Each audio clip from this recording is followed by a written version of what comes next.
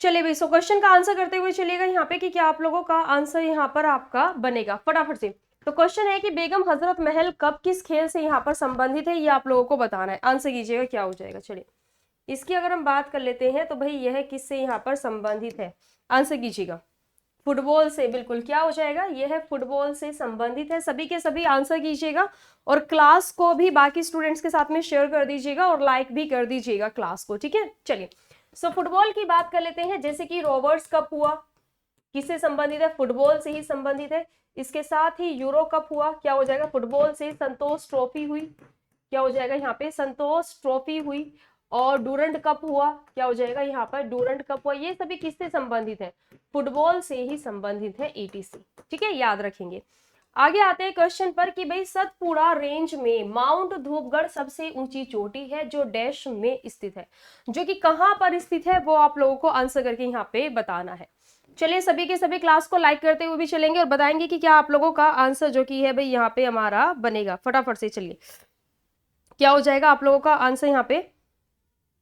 चलिए क्या आप लोगों का आंसर भाई यहाँ पे हमारा बनेगा, बताइए। धूपगढ़ की अगर बात करेंगे जो कि सतपुड़ा की हाईएस्ट पीक है, इसकी लोकेशन कहां पर आती है, बिल्कुल क्या हो जाएगा, मध्य प्रदेश में है। इसके साथ ही अगर आप लोगों से ये पूछा जाए कि भाई मध्य प्रदेश की जो कि हाईएस्ट पीक है यह कौन सी है, यानी कि मध्य प्रदेश की जो कि भाई सबसे ऊंची चोटी है यह कौन सी है, तो क्या हो जाएगा कि मध्य प्रदेश की जो कि हाईएस्ट यानी कि सबसे ऊंची चोटी है यह है माउंट, यह है कौन सी है, माउंट धूपगढ़ है, जो कि सतपुड़ा रेंज पर पड़ती है। इसकी हाइट की बात करेंगे 1350 मीटर इसकी ऊंचाई है, ठीक है, याद रखिएगा। बाकी भारत की अगर बात कर लेते हैं तो सबसे ऊंची कौन सी है, कंचनजंगा, कंचनजंगा है, ठीक है, जो कि 8586 मीटर की ऊंचाई पर स्थित है। और जो कि K2 है, जिसे कि गॉडविन ऑस्टिन के नाम से भी जाना जाता है, 8611 मीटर की ऊंचाई है। यह अभी पीओके वाले क्षेत्र में, जो कि विवादित क्षेत्र है, वहां पर यह पड़ती है। चलिए यहाँ पे सी ऑप्शन आंसर याद रखिएगा। द नेक्स्ट है कि डैश में 71 वर्षीय रामनाथ कोविंद के 14th नंबर के राष्ट्रपति के रूप में चुने गए थे, यह कब, बताएंगे। प्रेजेंट टाइम की बात कर लेते हैं तो प्रेजेंट टाइम में 15th नंबर की प्रेसिडेंट है हमारी, 15th नंबर की प्रेसिडेंट, जो कि सेकंड वीमेन यानी कि दूसरी भारत की महिला राष्ट्रपति, और साथ ही फर्स्ट आदिवासी यानी कि ट्राइबल, सबसे पहले आदिवासी महिला देश की राष्ट्रपति है, कौन है, द्रौपदी मुर्मू है, क्या हो जाएगा, द्रौपदी मुर्मू है, याद रखिएगा। इनकी अगर बात करेंगे तो क्या रहेगा भाई यहाँ पे, अच्छा 71 वर्षीय रामनाथ कोविंद जी के राष्ट्रपति के रूप में इन्हें चुना गया था। इन्हें कब चुना गया था ये आप लोग को आंसर करके यहाँ पे बताना है। चलिए याद रखिएगा कि जुलाई 2017 में इन्हें चुना गया था। राष्ट्रपति का कार्यकाल कितना होता है, टर्म कितना होता है, 5 ईयर के लिए होता है, 5 इयर्स के लिए होता है ना। तो यानी कि प्रेजेंट टाइम में जो कि हमारे राष्ट्रपति हैं कौन है, द्रौपदी मुर्मू। इन्हें कब चुना गया था, इन्हें कब चुना गया था, बताएगा कोई, कौन से वर्ष में, 2022 की 23, 2022 में यहां पर चुना गया था, ठीक है, याद रखिएगा। क्लियर है। चलिए आगे आ जाते हैं नेक्स्ट अगले क्वेश्चन पर, आंसर कीजिएगा यहाँ पे सभी के सभी क्वेश्चन में, सॉरी अगस्त में जुलाई है, ठीक है, क्या हो जाएगा आप लोगों का आंसर। निम्नलिखित में से किस खेल में एज और एडवांटेज शब्द का उपयोग किया जाता है। चलिए स्पोर्ट में यूज किए जाने वाले शब्द हैं और आप सभी को आंसर करके बताना है कि क्या हमारा आंसर यहाँ पे रहेगा। हाँ बिल्कुल चरण, चलिए सो यहाँ पे जरा देखिएगा, इनकी अगर बात कर लेते हैं तो यह लॉन टेनिस से यहाँ पर संबंधित है, यानी कि डी ऑप्शन हमारा सही आंसर जाएगा। फ्रांस ने कितनी बार फीफा विश्व कप खिताब को यहाँ पर जीता हुआ है, आंसर कीजिएगा क्या हो जाएगा। फीफा की बात कर लेते हैं तो लास्ट टाइम 2022 में इसके वर्ल्ड कप का आयोजन किया गया था, जो कि मेंस में यहाँ पे रहा है, आयोजन किया गया था, ठीक है। इसका जो आयोजन है किसने होस्ट किया था, कतर देश के द्वारा होस्ट किया गया था। इसके साथ ही 4 वर्षों के अंतराल में इसका आयोजन किया जाता है, यानी कि नेक्स्ट 4 साल के बाद इसका आयोजन होगा 2026 में। लास्ट टाइम 2022 का हुआ था ना, तो अब 2026 में होगा। और 2026 में इसका जो आयोजन है ये है Mexico and Canada and USA में यहाँ पर किया जाएगा, ठीक है। इसके साथ ही अगर हम बात कर लेते हैं विनर टीम की कि लास्ट टाइम किस देश ने इसे जीता था, सो अर्जेंटीना, क्या हो जाएगा, अर्जेंटीना देश ने जीता था यहाँ पर इसे, ठीक है, ये बात याद रखिएगा। चलिए आ जाते हैं कि फ्रांस ने कितनी बार जीता हुआ है, तो फ्रांस ने अभी तक 2 बार इसे जीता हुआ है, ठीक है, याद रखिएगा। लास्ट टाइम इन्होंने 2018 में जीता था अपना सेकंड नंबर का टाइटल, और अभी तक इन्होंने 2 बार इस टूर्नामेंट को जीता हुआ है। बाकी फीफा की बात कर लेते हैं, यहाँ पर federation international D football association, ये इसकी फुल फॉर्म है, और इसकी जो स्थापना है यह 1904 में की गई थी, ठीक है। और इसके अगर हेडक्वार्टर की बात करेंगे तो क्या हो जाएगा कि भाई ज्यूरिच में, जो कि स्विट्जरलैंड देश का शहर है, क्या हो जाएगा, जो कि स्विट्जरलैंड देश का शहर है, यहाँ पर इसका हेडक्वार्टर है। प्रेजेंट टाइम में गिनी इन्फेंटिनो जो कि है, यह प्रेजेंट टाइम में इसके अध्यक्ष हैं, यानी कि इसके प्रेसिडेंट है। चलिए द नेक्स्ट है कि समुद्र तल पर वायुमंडलीय दाब डैश एटीएम रहता है, जो कि समुद्री तल पर जो कि दाब मापा जाता है, यह एटीएम की यूनिट में मापा जाता है। तो आप लोगों को जरा बताना है, यानी कि कितने एटमॉस्फेयर में यहाँ पर है, आंसर कीजिएगा। कुछ याद नहीं रहता है भूलते सभी हैं, लेकिन फिर भी चीजों को रिमाइंडर किया करो, ठीक है, बार बार रिवीजन किया करो। चलिए आंसर कीजिएगा, सभी के सभी क्वेश्चन में क्या हो जाएगा, चीजों का रिवीजन किया करो तभी वो याद रहेंगी। चलिए बताएंगे सभी के सभी क्या हो जाएगा भाई यहाँ पे आप लोगों का आंसर, क्या यहाँ पे हमारा आंसर ही बनेगा आप लोगों का। सो यहाँ पे याद रखिएगा कि एक है 1, क्या हो जाएगा यहाँ पे 1 जो कि है, यह आप लोगों का आंसर यहाँ पे बनेगा। द नेक्स्ट अगले क्वेश्चन पर आ जाते हैं, आंसर कीजिएगा सभी क्वेश्चन में क्या हो जाएगा भाई यहाँ पे हमारा आंसर। नेल्सन मंडेला की जो कि जीवन शीर्ष यानी कि इनकी ऑटोबायोग्राफी है, इसका नाम आप लोगों को बताना है कि यह कितना है, बताइए। A long walk to freedom, बिल्कुल क्या हो जाएगा, a long walk to freedom, जो कि है बी ऑप्शन। बाकी नेल्सन मंडेला की बात कर लेते हैं, तो यह साउथ अफ्रीका के सबसे पहले अश्वेत यानी कि ब्लैक प्रेसिडेंट रहे हैं, और अपने देश में रंग भेद और साथ ही स्लेवरी के अगेंस्ट में आवाज उठाने के लिए इन्हें जाना जाता है। इन्हें 1990s में, क्या हो जाएगा, 1990s में इन्हें भारत रत्न से भी सम्मानित किया जा चुका है। हमारे भारत से ऐसे 2 गैर भारतीयों को भारत रत्न दिया गया है, जिसमें कि एक तो है नेल्सन मंडेला, दूसरे हैं खान अब्दुल गफार, जिन्हें कि 1987 में दिया गया था। चलिए आगे आ जाते हैं अगले क्वेश्चन पर कि भाई महाकाव्य रामायण किसने लिखा था। चलिए महाकाव्य रामायण किसके द्वारा लिखा गया था, बताएंगे जरा। हाँ बिल्कुल, अकाउंटेंसी इनको भारत रत्न भी मिला है। चलिए आंसर कीजिए जल्दी से। 1997 नहीं है सहानी, बल्कि 1987 है। 1987 में खान अब्दुल गफार जी को यहाँ पर दिया गया था, ठीक है। और 1990 में क्या हो जाएगा, नेल्सन मंडेला को दिया गया था। सिर्फ अभी तक ये 2 गैर भारतीय रहे हैं जिन्हें की भारत रत्न दिया गया है।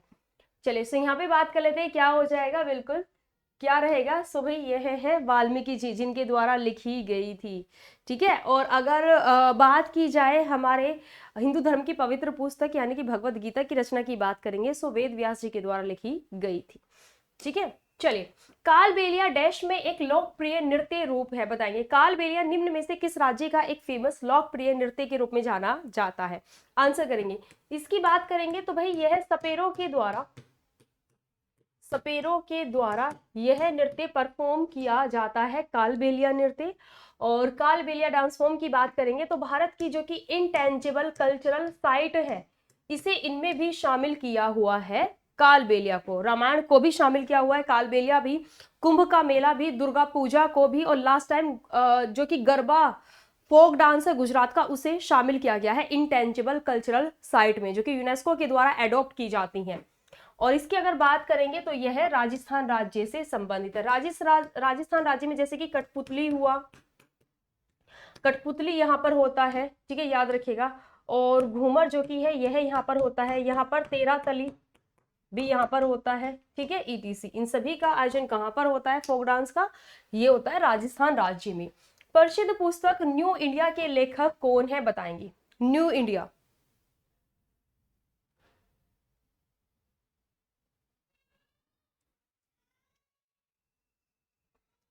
चलिए आंसर कीजिएगा क्या हो जाएगा भाई यहाँ पे। आंसर करेंगे सभी के सभी क्वेश्चन में, क्या हो जाएगा यहाँ पे आपका आंसर, बिल्कुल क्या रहेगा, सो ये है एनी बेसेंट, क्या हो जाएगा एनी बेसेंट। एनी बेसेंट की बात करेंगे तो भाई यह एक आयरिश, क्या हो जाएगा, यह एक आयरिश महिला रही है, ठीक है। भारत में होम रूल लीग का जो कि कॉन्सेप्ट है वह एनी बेसेंट ही लेकर के आई थी, ठीक है, याद रखिएगा। इसके साथ ही एनी बेसेंट की बात कर लेते हैं, तो सबसे पहली बार कांग्रेस की जो अध्यक्षता करने वाली महिला थी वह भी कौन थी, वह भी एनी बेसेंट ही थी, जिन्होंने की कोलकाता में कांग्रेस के सेशन की अध्यक्षता की थी 1917 में, 1917 में। 2018 राष्ट्रमंडल खेलों में भारत ने कितने स्वर्ण पदक जीते, बताइए 2018 में, और साथ ही 2022 का भी जरा बता दीजिए। 2022 में जो कि मेडल टैली में भारत ने कितने तो यहाँ पर मेडल जीते थे, और साथ ही मेडल टैली में भारत की जो रैंक है यह क्या रही थी, आंसर कीजिएगा। हाँ, होम रूल लीग के कॉन्सेप्ट को भारत में लाने वाली एनी बेसेंट ही थी, बट भारत में शुरुआत की गई थी किनके द्वारा, बाल गंगाधर तिलक जी के द्वारा शुरुआत की गई थी। 26 गोल्ड, इतने भी कम नहीं जीते थे, 14 की 19। कॉमनवेल्थ गेम्स की अगर बात करेंगे तो 2000 क्या हो जाएगा, 2018 में गोल्ड कोस्ट में इनका आयोजन किया गया था। 2022 वाले कहां पर हुए हैं, 2022 वाले किए गए हैं बिर्मिंघम में,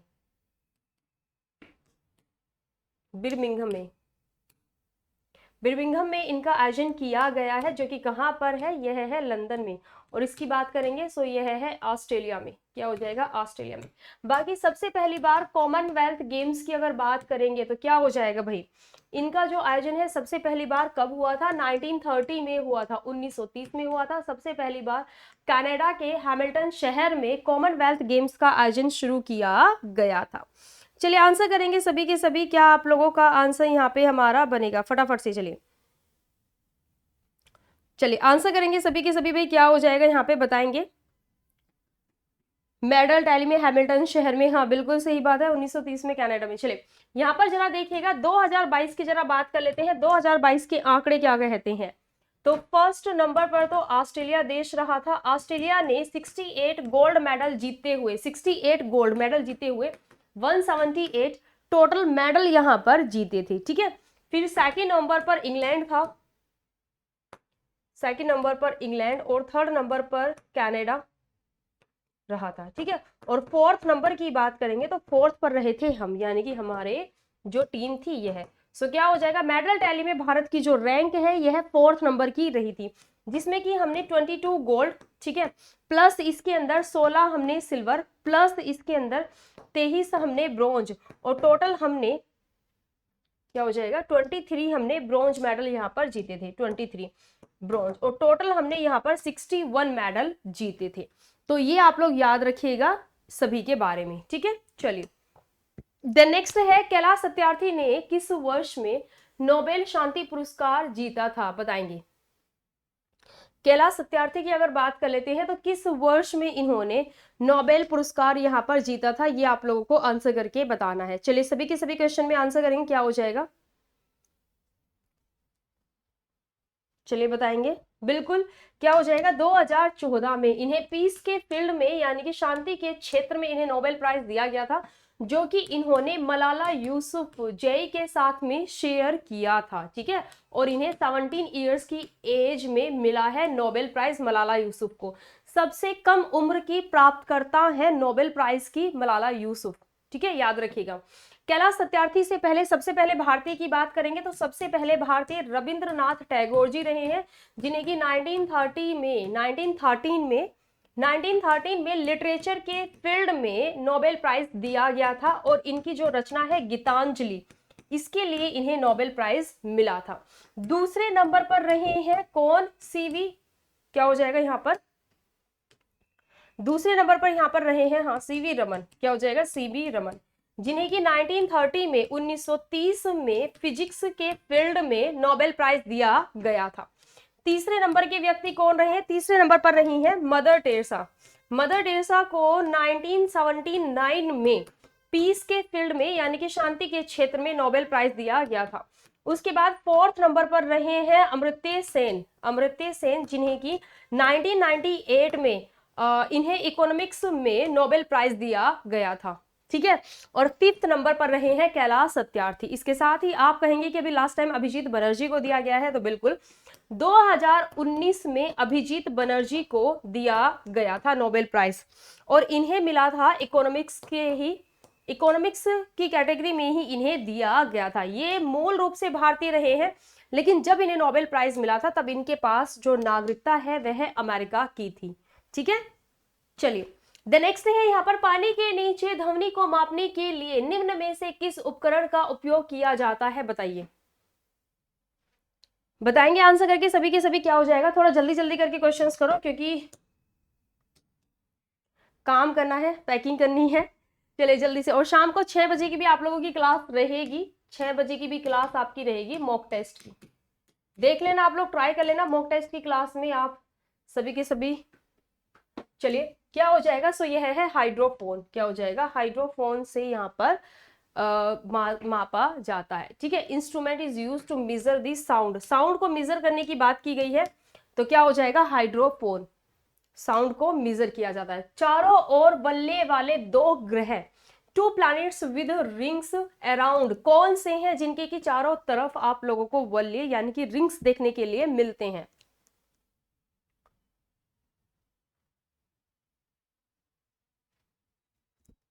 बी ऑप्शन हो गए, सैटर्न है, यूरेनस है। बताएंगे फटाफट से क्या आंसर हो जाएगा आप लोगों का यहाँ पे, कौन से हैं ये आप लोगों ने आंसर करके यहाँ पे बताना है फटाफट से। चलिए क्या हो जाएगा भाई सभी के सभी, बिल्कुल क्या हो जाएगा, यह है सैटर्न और यूरेनस, यानी कि शनि और यूरेनस। चलिए द नेक्स्ट है, my life in a full work family and our future. So यह किसके द्वारा लिखी गई किताब है। चलिए इसके बारे में याद रखिएगा कि भाई मेरा जो जीवन है यह काम, परिवार और मेरे भविष्य से पूरा भरा हुआ है। और सही बात भी है कि भाई महिलाएं हैं या पुरुष हैं, सो बुराई करने के बजाय अगर वह अपने काम पर, अपने परिवार पर और अपने फ्यूचर पर, इन 3 चीजों पर अगर वह फोकस करते हैं तो ऑफ कोर्स उन्हें एक सक्सेस, एक अच्छे करियर को बनाने से कोई नहीं रोक सकता। तो सिर्फ महिला है या पुरुष है, सभी को इन 3 चीजों पर, अपने काम को, अपने परिवार पर और अपने फ्यूचर पर फोकस करना चाहिए। निम्नलिखित में से कौन सी गैस ग्रीन हाउस गैस नहीं है, बताइए। कौन सी गैस है जो कि भाई ग्रीन हाउस गैस यहाँ पर नहीं है। फटाफट से आंसर करेंगे, क्या हो जाएगा यहाँ पे। चलिए ग्रीन हाउस गैसेस के बारे में आप लोगों को बताना है कि कौन कौन सी यहाँ पर ग्रीन हाउस गैसेस है। चलिए कार्बन डाइऑक्साइड भी पाई जाती है, ठीक है। इसके साथ ही कार्बन डाइऑक्साइड नहीं पाई जाती है, अच्छा कार्बन डाइऑक्साइड पाई जाती है, मीथेन भी पाई जाती है, ठीक है। नाइट्रस ऑक्साइड भी यहाँ पर पाई जाती है। क्या हो जाएगा, नाइट्रस ऑक्साइड भी इसमें पाई जाती है, लेकिन ऑक्सीजन इसमें नहीं पाई जाती है, ठीक है। चलिए याद रखिएगा। द नेक्स्ट है, सतलुज, व्यास, रावी, चिनाब और झेलम एक साथ मिलते हैं, तो आपको बताना है कि यह एक साथ कहां पर मिलती हैं, बताइए। ये नदियां मिठानकोट, मानसरोवर, कराची या लद्दाख। चलिए बताएंगे क्या हो जाएगा। ये जो नदियां हैं यह जाकर के मिलती हैं पाकिस्तान में एक जगह पर। एक इंटरनेशनल ट्रीटी के माध्यम से कहा गया है कि भाई कोई भी देश नदियों का रुख नहीं मोड़ेगा, है ना। वो जिस भी डायरेक्शन में फ्लो हो रही हैं उनको फ्लो होने दिया जाएगा और कोई भी उनका मुख नहीं मोड़ेगा। और इनकी अगर बात कर लेते हैं तो ये जो नदियां हैं ये है पाकिस्तान के मिठानकोट में जाकर के यहाँ पर मिलती है, ठीक है। बहुत ही कॉमन सा क्वेश्चन है, क्या हो जाएगा, ए ऑप्शन आप लोगों का सही आंसर यहाँ पे हमारा बनेगा। द नेक्स्ट है काकरापार, क्या हो जाएगा, काकरापार परमाणु रिएक्टर, एटॉमिक पावर रिएक्टर जो कि है यह कहां पर स्थित है, ये आप लोगों को बताना है। भारत का सबसे पहला एटॉमिक पावर रिएक्टर जो कि रहा है यह कौन सा है, यह है तारापुर। तारापुर है जिसे कि 1969 में स्टैब्लिश किया गया था, और कहां पर, महाराष्ट्र राज्य में, ठीक है, याद रखिएगा। साथ ही अगर हम इसकी लोकेशन की बात करेंगे तो इसकी लोकेशन कहां पे आ जाती है, गुजरात में। उत्तर प्रदेश की बात करेंगे तो क्या हो जाएगा, यह है नरोरा। तमिलनाडु की बात कर लेते हैं, सो यह है कलपक्कम। क्या हो जाएगा, कलपक्कम है और कुडनकुलम है, ठीक है, याद रखिएगा। और अगर महाराष्ट्र की बात करेंगे तो क्या हो जाएगा भाई, तारापुर है। ठीक है, चलिए द नेक्स्ट है यहाँ पर, प्रतिवर्ष अंतरराष्ट्रीय नर्स दिवस कब मनाया जाता है? आंसर कीजिएगा। फ्लोरेंस फ्लोरेंस नाइटिंगेल के जन्म दिवस को इंटरनेशनल नर्स डे के रूप में मनाया जाता है, जिन्हें की लेडी विद द लैम्प के नाम से जाना जाता है इतिहास में। तो बताएंगे क्या हो जाएगा? चलिए आंसर करेंगे फटाफट से, क्या हो जाएगा क्वेश्चन में यहाँ पे? बिल्कुल, चलिए यहाँ पे जरा देखिएगा क्या रहेगा। तो यह 12 मई को मनाया जाता है, बल्कि 12 मई से शुरू होकर के लगभग 1 वीक तक, एक हफ्ते के लिए यहाँ पर नर्स डे जो कि है यह मनाया जाता है, जिसकी शुरुआत होती है 12 मई से। द नेक्स्ट है कि खुसरो किस मुगल सम्राट का पुत्र था? ये आप लोगों को बताना है। आंसर कीजिएगा क्या हो जाएगा? खुसरो जो कि है भाई यह किस मुगल सम्राट का बेटा था? बताइए। चलिए आंसर कीजिएगा सभी के सभी, क्या रहेगा यहाँ पे? खुसरो। बिल्कुल, क्या हो जाएगा? जहांगीर। और खुसरो कौन था? कोई बताएगा खुसरो, खुसरो कौन था? शाहजहां। बिल्कुल सही, चलिए बहुत सही। क्या हो जाएगा? शाहजहां, जिसे कि खुसरो के नाम से भी जाना जाता था। By many a happy accident किस नेता की आत्मकथा है? बताएंगे। By many a happy accident किस नेता की आत्मकथा है? आंसर कीजिएगा क्या हो जाएगा? अमीर खुसरो नहीं है, ये जहांगीर का बेटा है, और जहांगीर का बेटा अमीर खुसरो नहीं था। चलिए चलिए बिल्कुल, यहाँ पर जरा देखिएगा क्या हो जाएगा भाई, यह है हामिद अंसारी। चलिए आप लोग तो सीरियसली जो मतलब फैक्ट बेस्ड क्वेश्चंस है जो प्रीवियस है, करंट के भी नहीं है, सब चीजें भूल चुके हो आप लोग तो। चलिए सभी के सभी क्लास को भी लाइक कर दीजिएगा। द नेक्स्ट अगले क्वेश्चन में आंसर कीजिएगा। मई 2021 में केरल के मुख्यमंत्री के रूप में किसने शपथ ली? ये आप लोगों को बताना है। केरल के मुख्यमंत्री के रूप में भाई किसने यहाँ पर शपथ ली थी? तो क्या हो जाएगा? इसमें बात कर लेते हैं, यह है पी विजन। प्रेजेंट टाइम में भी यह है केरल के मुख्यमंत्री यहाँ पर बने हुए हैं। ठीक है, एम के स्टालिन की बात कर लेते हैं, तो यह तमिलनाडु राज्य के सीएम है प्रेजेंट टाइम में। ठीक है, चलिए द नेक्स्ट है कि भाई कोलोसियम निम्नलिखित में से किस स्थान पर स्थित है? बताएंगे। कोलोसियम की अगर बात कर लेते हैं तो निम्नलिखित में से किस स्थान पर स्थित है, ये आप लोगों को बताना है। आंसर कीजिएगा। कोलोसियम की अगर हम बात कर लेते हैं तो भाई यह किस स्थान पर स्थित है, ये आप लोगों को आंसर करके यहाँ पे बताना है। आंसर करेंगे फटाफट से, क्या हो जाएगा कोलोसियम? चलिए बिल्कुल, इसकी अगर बात करेंगे तो क्या हो जाएगा? यह है रोम में। क्या हो जाएगा? इटली की कैपिटल रोम में यह है। भारत और किस देश के एक संयुक्त सैन्य अभ्यास का जो कि आयोजन है किया जाता है, जिसका नाम है सैन्योमित्री? बताएंगे कि सैन्योमित्री जो कि एक्सरसाइज है यह किन देशों के बीच में आयोजित की जाती है? बताएंगे।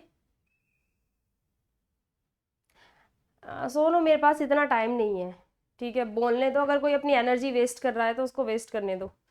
चलिए आंसर कीजिएगा क्या हो जाएगा यहाँ पे?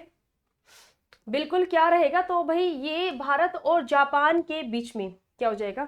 भारत और जापान के बीच में इसका आयोजन किया जाता है। इसके साथ ही जो कि जिमैक्स एक्सरसाइज है, इसका भी आयोजन इन दोनों के बीच में ही किया जाता है। और अभी हाल ही में जो कि भाई मार्च में, अरे चलिए अभी हाल ही में जो कि मार्च में ही जापान और भारत के बीच में एक एक्सरसाइज का आयोजन किया गया है। तो आप बताएंगे कि वह कौन सी एक्सरसाइज है जो कि इन दोनों देशों के बीच में अभी हाल ही में आयोजित की गई है? बताइए, बताएंगे आंसर करके। अभी हाल ही में जो कि भाई इनके बीच में एक एक्सरसाइज का आयोजन किया गया है, आंसर करेंगे जल्दी से, क्या हो जाएगा? कौन सी वह एक्सरसाइज है? धर्म गार्जियन। बिल्कुल सही बात है, क्या हो जाएगा? धर्म गार्जियन। धर्म गार्जियन, बिल्कुल सही। चलिए ये भी इन दोनों ही देशों के बीच में आयोजित की जाती है। निम्नलिखित में से किसको नोबेल पुरस्कार नहीं मिला है? बताइए। इनमें से वह कौन से व्यक्ति रहे हैं जिन्हें की नोबेल पुरस्कार नहीं मिला है? आंसर कीजिएगा। चलिए आंसर करेंगे सभी के सभी, क्या रहेगा बताएंगे। चलिए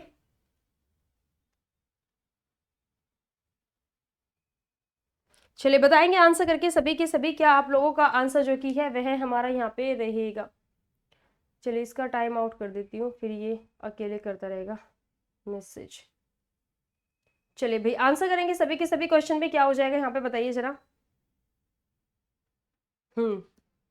बताएंगे क्या हो जाएगा। देखो अमर्त्य सेन को भी मिल चुका है, कब मिला था 1998 में मिला था। इन्होंने इकोनॉमिक्स के फील्ड में, मदर टेरेसा की बात कर लेते हैं तो पीस के फील्ड में इन्हें दिया गया था, कब मिला था 1979 में इन्हें दिया गया था। ठीक है, इसके साथ ही सीवी रमन की बात करेंगे, सो 1930 में 1930 में मिला था इन्हें फिजिक्स में नोबेल प्राइज। गांधी जी की बात कर लेते हैं तो गांधी जी को 5 बार नॉमिनेट तो किया गया था। ठीक है, 5 बार इन्हें नॉमिनेट तो किया गया था, लेकिन एक बार भी इन्हें नहीं मिला है। 5 टाइम्स नॉमिनेटेड, जो कि 1937 में एंड 1938 में एंड 1939 में, इसके बाद 1947 में और फिर उसके बाद 1948 में। 1948 में जो है इनकी डेथ हो गई थी। तो इतनी बार इन्हें नॉमिनेट तो किया गया था, लेकिन एक बार भी इन्हें नहीं मिला है। तो याद रखिएगा 5 बार नॉमिनेट किया जा चुका है महात्मा गांधी जी को। देन नेक्स्ट है कि निम्नलिखित में से कौन सा राज्य बांग्लादेश के साथ में अपनी सीमा साझा नहीं करता है, बताएंगे। कौन सा देश है भाई जो कि बांग्लादेश के साथ में अपनी सीमा को साझा नहीं करता है, आंसर कीजिएगा। देखो पश्चिम बंगाल की बात कर लेते हैं, लगभग 2212 किलोमीटर का बॉर्डर भारत के साथ में शेयर करता है पश्चिम बंगाल। और अगर त्रिपुरा की बात करेंगे तो भाई यह तो 3 साइड से घिरा हुआ है बांग्लादेश से, लगभग 712 किलोमीटर अप्रोक्स में याद रखना किलोमीटर घिरा हुआ है। इसके साथ ही अगर असम की बात करेंगे तो यह एक बार तो मेघालय के पास से और एक बार त्रिपुरा के यहाँ से, दो बार यह बांग्लादेश की सीमा को टच करता है। बट अगर आप मणिपुर की बात करेंगे तो मणिपुर म्यांमार देश से क्या हो जाएगा, म्यांमार देश से अपनी सीमा को साझा करता है, ना कि बांग्लादेश के साथ में करता है। बल्कि जो मिजोरम राज्य है ना, जो कि मिजोरम राज्य है, वह शेयर करता है बांग्लादेश के साथ में अपनी सीमा को। भारतीय संसद में कौन शामिल है बताइए। अगर हम इंडियन पार्लियामेंट की बात कर लेते हैं तो निम्न में से कौन शामिल है हमारी संसद में, आंसर कीजिएगा क्या हो जाएगा। चलिए आंसर करेंगे सभी के सभी क्वेश्चन में, क्या हो जाएगा। चलिए थैंक यू आदित्य। चलिए क्लास को भी भाई सभी के सभी लाइक कर दीजिएगा। यहाँ पर जरा देखिएगा, अगर हम इंडियन पार्लियामेंट की बात करते हैं, अगर हम भारतीय संसद की बात कर लेते हैं तो हमारी जो संसद है यह लोअर हाउस जो कि लोकसभा है, अपर हाउस जो कि राज्यसभा है, और राष्ट्रपति जी क्या हो जाएगा, इन तीनों से मिलकर के बनी हुई है। ठीक है, याद रखिएगा। आगे आ जाते हैं, रेड क्लिफ रेखा निम्नलिखित में से किस देश के साथ भारत की सीमाओं का सीमांकन करती है, बताइए।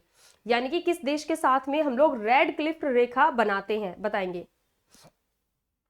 चलिए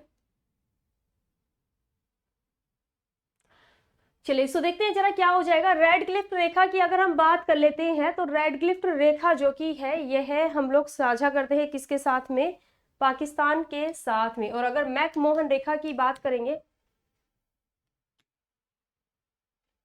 मैकमोहन रेखा की अगर बात करेंगे तो यह हम चीन के साथ में बनाते हैं। ठीक है, चलिए द नेक्स्ट है हमारा अगला क्वेश्चन कि भाई ढाका में ऑल इंडिया मुस्लिम लीग का गठन किस वर्ष में किया गया था, बताइए। आंसर कीजिएगा क्या हो जाएगा यहाँ पे। ऑल इंडिया मुस्लिम लीग का जो कि फॉर्मेशन है यह ढाका में, यानी कि बांग्लादेश की जो कि कैपिटल है ढाका है, यहाँ पर हुआ था। और कब हुआ था, 1906 में, साथ में नहीं, क्या हो जाएगा 1906 में किया गया था। कुडनकुलम परियोजना किस राज्य में स्थित है, बताइए। कुडनकुलम परियोजना की अगर बात करते हैं तो यह किस राज्य में स्थित है, बताएंगे आप सभी।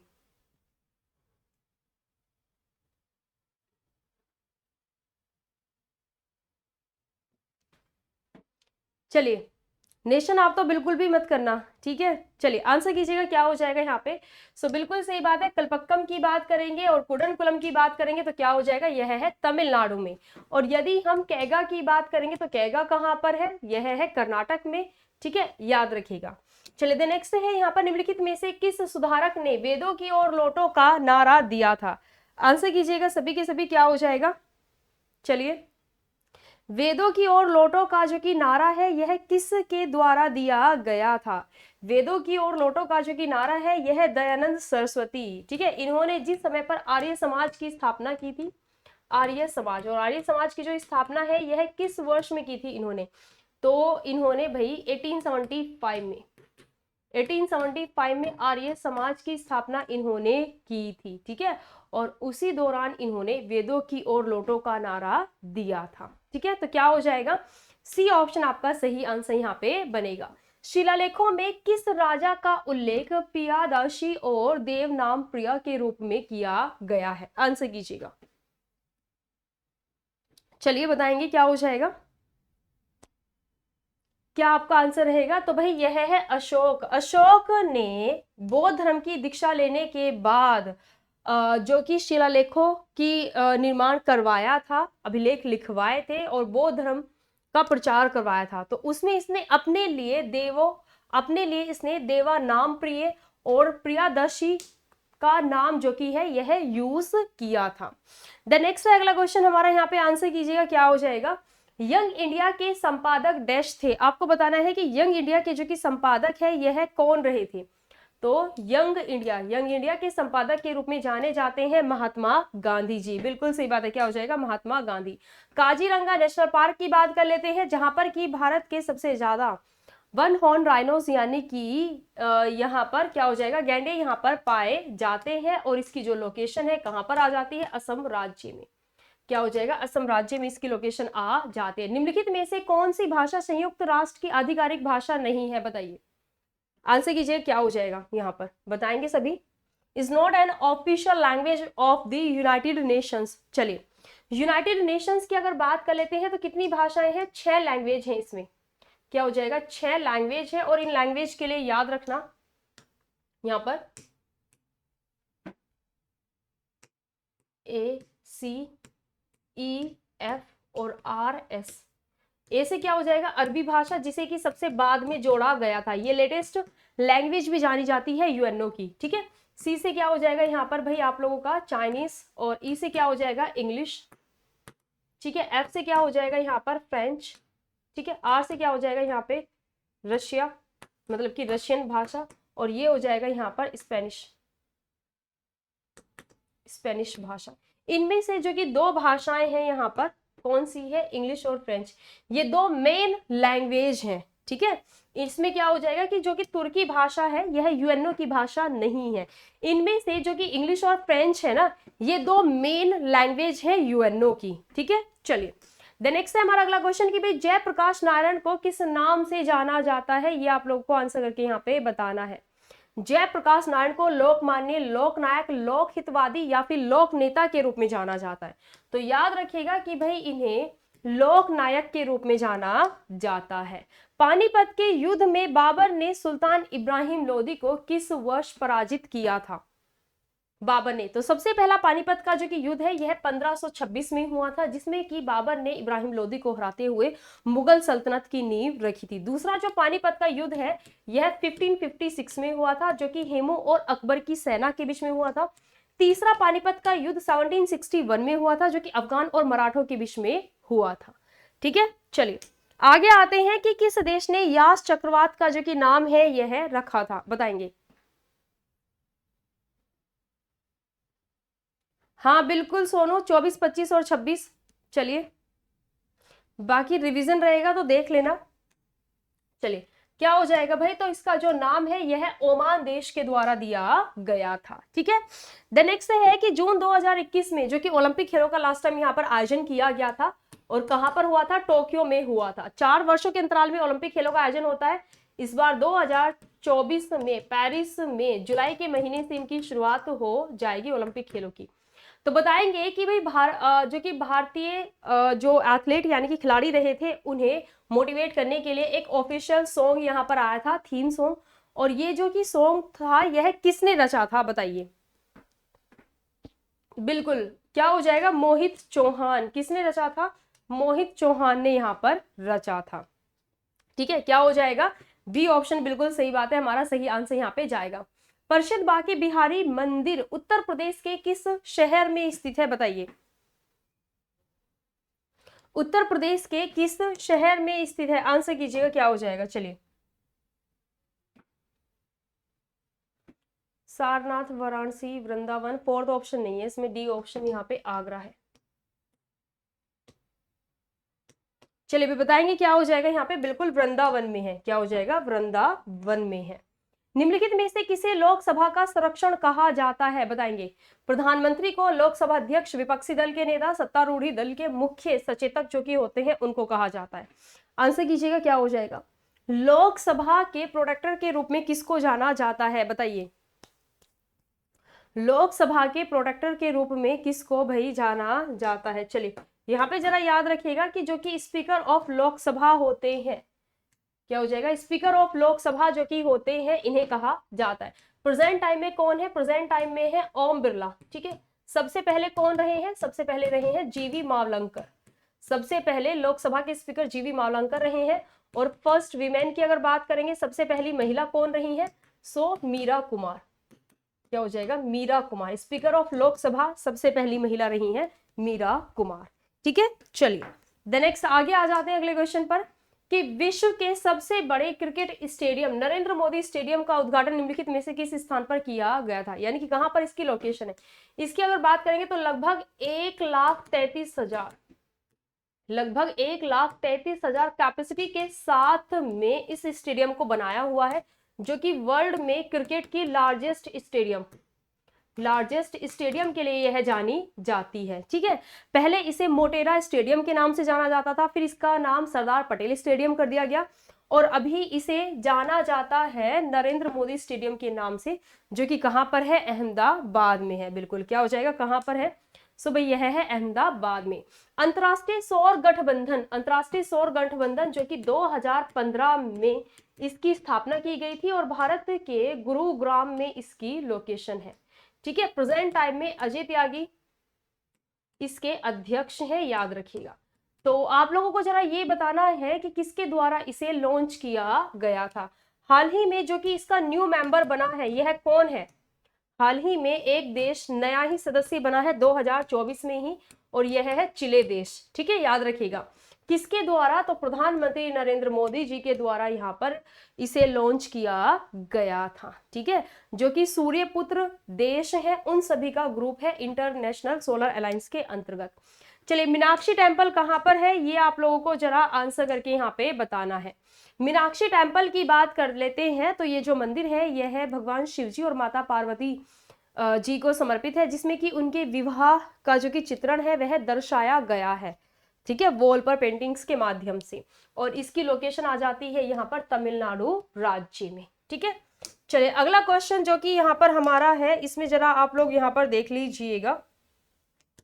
क्वेश्चन में ये जो कि आप लोगों का यहाँ पर क्वेश्चन है, इसमें जरा यहाँ पर देख लेना कि ये क्वेश्चन आप लोगों का होमवर्क के लिए यहाँ पर रहेगा। इस क्वेश्चन का जो कि आंसर है आप सभी के सभी मुझे होमवर्क में करके बताएंगे कि क्या इस क्वेश्चन का आंसर भी आप लोगों का यहाँ पर रहेगा। ठीक है। बाकी आज की जो कि क्लास है वो हम सभी यहाँ तक ही अपनी रखेंगे। इसके साथ ही आप सभी जो कि है अपने कल सुबह 11 बजे 24 मार्च को आप लोगों के लिए एसएससी के मॉक टेस्ट का एक आयोजन कराया जा रहा है, जिसमें कि फर्स्ट रैंक वाले को Android mobile phone, second third rank को सेकंड नंबर पर लगभग 1500 का गिफ्ट वाउचर, 1000 का गिफ्ट वाउचर, 4 से 5th रैंक, 6 से 10 रैंक तक 500 का गिफ्ट वाउचर आपको मिलेगा। और इसमें 51 से लेकर के 100 तक की रैंक तक के जो स्टूडेंट्स रहेंगे उनके के लिए स्कॉलरशिप भी रखी गई है।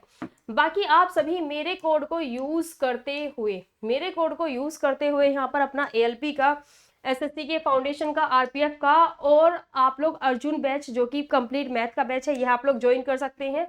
साथ ही आप लोग अपना 1 ईयर की 2 ईयर के लिए एनरोलमेंट भी ले सकते हैं, यानी कि सब्सक्रिप्शन भी, और उसके बाद आपको इन सभी बैच में एक्सेस मिल जाएगा। ठीक है। साथ ही आप लोग ऑनलाइन ऑर्डर भी कर सकते हैं कंप्लीट एसएससी के मैथमेटिक्स की बुक जो कि रामो सर की बुक है। और भाई आप लोग जो कि हैं यह प्लस एंड आइकॉनिक अपना सब्सक्रिप्शन ले सकते हैं। आइकॉनिक में आप लोगों को फिजिकल नोट्स भी मिलते हैं, बाकी लाइव क्लासेस, PDF, क्यूज, ये सभी जो कि आप लोगों को यहाँ पर प्लस में मिलते हैं वो सभी आप लोगों को आइकॉनिक में यहाँ पर मिल जाते हैं। तो मेरे कोड को यूज करते हुए मैक्सिमम डिस्काउंट के साथ में आप लोग यहाँ पर अपना सब्सक्रिप्शन ले सकते हैं। ठीक है। फिलहाल बिल्कुल इस सेशन को हम लोग यहाँ तक ही रखेंगे और आप सभी को बिल्कुल हैप्पी होली एडवांस में। अच्छे से होली सेलिब्रेट कीजिएगा और क्लासेस आप लोगों की रहेंगी तो अपनी क्लास को भी अटेंड कीजिएगा। ठीक है। बाकी हम लोग मिलते हैं 27 को लाइव क्लास में। तो आप लोग करंट अफेयर 11 बजे और शाम की 6 बजे की मॉक टेस्ट की क्लास से जरूर जुड़े रहें, ठीक है। फिलहाल चलिए इस क्लास को यहाँ तक रखते हैं। So thank you students and जय हिंद जय भारत।